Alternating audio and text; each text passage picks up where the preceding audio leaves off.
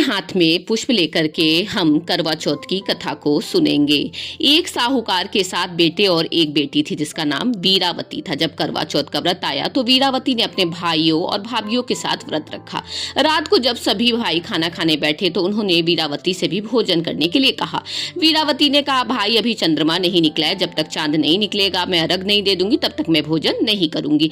वीरावती के भाइयों से रहा नहीं जा रहा था कि उनकी जो बहन है वो भोजन नहीं करे, इसलिए उन्होंने गांव के बाहर वृक्ष पर लालटेन जलाई और अपनी बहन को बताया कि चंद्रमा निकल आया है। बहन को उन्होंने अर्घ देने के लिए कहा और छल से उसे खाना खाने के लिए बाध्य कर दिया। जब वीरावती ने खाने का पहला निवाला मुंह में डाला तो उसे छींक आ गई। दूसरा निवाला मुंह में डालते ही उसमें बाल निकल आया।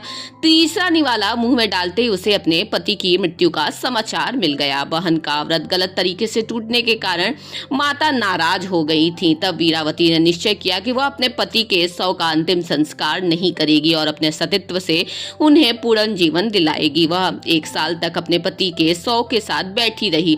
पूरे साल चतुर्थी का व्रत किया। अगले साल कार्तिक कृष्ण चतुर्थी को उसने पूरे विधि विधान से करवा चौथ का व्रत किया।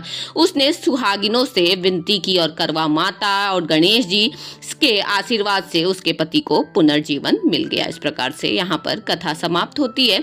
अब हमने जो दाएं हाथ में पुष्प लिया था उस पुष्प को माता के चरणों में समर्पित कर देंगे। इस कथा को सुनते हुए सुहागन स्त्रियां करवा माता और गणेश जी से विनती करती हैं कि जिस प्रकार करवा माता ने अपने पति के सुहाग की रक्षा की, उसी प्रकार वे उनके सुहाग की भी रक्षा करें। आशा करती हूँ आपको मेरा ये वीडियो पसंद आया होगा। वीडियो पसंद आया होगा तो मेरे चैनल को लाइक करें, सब्सक्राइब करें।